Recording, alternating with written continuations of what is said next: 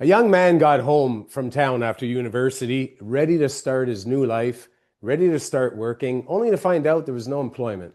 Nothing was out there, especially not in this field. He was very highly educated. But he heard the local zoo was hiring. So he sent off his resume and off he went to meet the zookeeper. When he got there, the keeper said, "Look, I saw your resume. You're way too qualified for this job. You're not going to want this." He says, "Listen, I'm your guy. I'll work. I'll clean toilets. I'll shovel poop. I'm your guy." "Okay, fair enough. Follow me." They walk down this little trail and they're walking by cages with a variety of animals in them. And they get to this empty cage with a pile of fur on the floor. And the keeper says, "Our gorilla died last week, and I need you to put the suit on, act like a gorilla till we get the new one. I realize you're not going to want the job." He says, "No, no, I'll do it. I'll do the job." He says, "Perfect. You start tomorrow." For the first week, he would grunt a little bit. He'd grab the bars, try to get a reaction out of the kids. By week number 2, he's getting into the role. He's running around the cage. He's eating bananas. Every now and then, he's swinging on the bar. By week number 3, he owns this role. When the suit is on, he's a gorilla. He's swinging with one hand while eating a banana. And one day, he loses his grip, goes right over the bars, and lands in the bear's cage. This huge bear up on all fours walking towards him. Naturally, our young man starts screaming, "Help! Get the zookeeper. I'm not a real gorilla. I'm just a man in a suit." And the bear walks right up to him, stands on his hind legs, towers over him.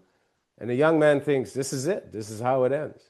And the bear pulls off his own head and says, "Shut up or we'll both lose our jobs." Now, the zoo closed a few weeks later when they found out all the animals were fake.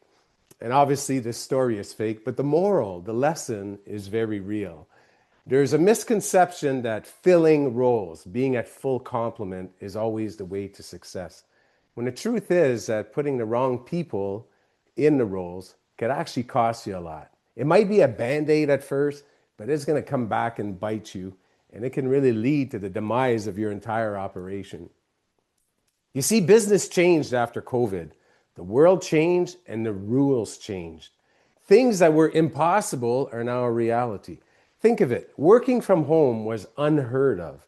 Now, it's actually a perk. It's a highlight that companies use to attract the talent they're looking for.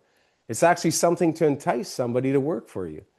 The idea of having a specialist of some kind or an expert on your team usually meant that somebody was moving to your town so they could come to your workplace. But now, your specialist could be on the other side of the globe, because the internet has become the vessel. It's the way that people work remotely. Business has changed, and you have to adapt to be successful. There's a saying that when a world event happens, something that affects the entire planet, like the pandemic, it's not the biggest or the strongest that survive. Those that will survive are those that can adapt.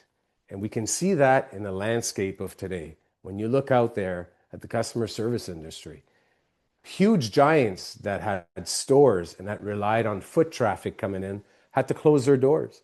Some of them went bankrupt. Yet small businesses that cater to direct to consumer bloomed overnight. They're the giants of today. They've really changed the way business is done. Restaurants that had to close their doors, but that opened a takeout window, were able to survive through the pandemic. Now, this reality also made us realize that recruitment is really ineffective if it's not attached to retention. The two work hand in hand, and you need both to have success. Let me explain why. By show of hands, just your human hand on screen, how many people here have ordered something online only to return it because it's not what you thought it was going to be? Every hand is up. Now that tells me something. The company that sold it to you didn't do a good enough job to depict what the item was. Maybe there should have been more pictures.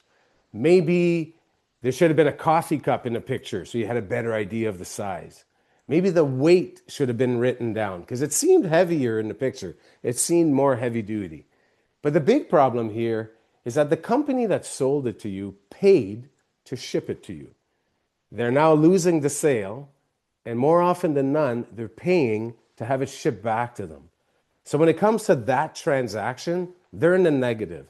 They've actually lost money. And the same thing applies to recruitment without retention. Think of this. You're paying to advertise. You're paying a recruiter to be out there to seek out the talent that you need, to find the people that you need. You're then paying to train and onboard these people. And they're quitting 3 months later to go somewhere else. So you have to ask yourself, why are they leaving? Sometimes it's simple. It's just money. I mean, that company pays more. So that's an easy fix. Bring up your rates. You need to be more competitive. But more often than none, it's because of the ugly parts. And believe me, every job has them. And I'm here today to tell you, don't paint over the ugly parts. I was recruiting for the second largest police agency in Canada. And I think everyone here would agree that policing is a career that a lot of people would say has ugly parts. There's a lot of tough decisions that are going to have to be made. There's difficult situations you're going to have to face, and you're going to get judged by everyone. It's not an easy sell. And as I was speaking on stages across Canada, I would always get asked this. What's the hardest thing you've ever had to do as a police officer? What's the toughest thing you've ever had to do? And this is the story that I would share from the stage. And I'd encourage you to really put yourself in my shoes. Imagine being there. Close your eyes even and try to imagine this. It's Christmas Eve, 11:30 at night. I'm walking towards a house. I can see the Christmas lights shining on the bay window in the snow.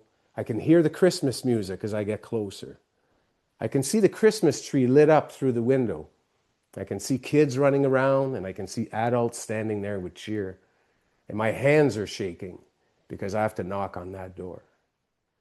You see, a few hours before, 2 people perished. And those 2 people were the parents, the grandparents, and the great-grandparents of everybody in that house. There's no easy way to do this, and no amount of training will make you good at it. It was probably the ugliest part of the job that I was doing. But I didn't hide it. I didn't skirt around it. I put it front and center. You see, when you're honest about what the worst day on a job looks like, there's this unseen trust that develops with the people you're speaking with. The people you're talking to feel valued because you're trusting them with the truth of what a bad day looks like. For me, in this case, I got to talk about the unlimited mental health support that the company had for their officers, showing that the organization cares and understands that there's things to go through and that you're going to need some help. But it also opens a door to talk about compensation. There has to be compensation for the ugly parts. Painting them over and saying they'll find out soon enough isn't going to cut it. As police officers, we worked nights, we worked weekends, we worked every holiday, but we got paid more. There was a compensation for having to work at those times. If you don't have a compensation for the ugly parts of your job, you need to rethink your program. As a young man, when I worked in the mines up north, I worked in a zinc plant. Now picture this. There was a huge tank. It looked like a mini submarine. And it was used to melt a bunch of alloys that would then get mixed in with the zinc. 8-hour shifts, and every shift that tank had to be cleaned after each use. Took about 3 hours to clean it. Ugliest part of that job. First of all, claustrophobia. It's dark, it's confined in there. You have to wear head-to-toe gear and a respirator because of the chemicals that you're using. It's pitch black, so you had a harness on your head, on your hard hat, with spotlights so you could see what you were doing. Ugliest part. And it was not uncommon for people to call in sick when it was their turn on the duty roster to clean the tank. And so the company came up with a great idea. Let's have some compensation. They offered an extra $5 an hour for your whole shift if you did the tank. And lunch was on the house in the cafeteria. $5 an hour for an 8-hour shift cost them $40. They saved thousands in sick time. And you know that they had to put up a sign-up sheet because everybody wanted to clean the tank because they wanted the compensation. So you need to ask yourself next time you're in your business or you're in any workplace, look around. What are the ugly parts of this job? Are they painted over or are people compensated? Do people seem happy? And then ask yourself, do we have the right people in the right jobs? Or are you just surrounded by a bunch of people wearing gorilla suits and hoping for the best? If you'd like to hear more on this or the other keynotes that I talk about, I can be found at vinnyhick.com. Thanks again for your time today.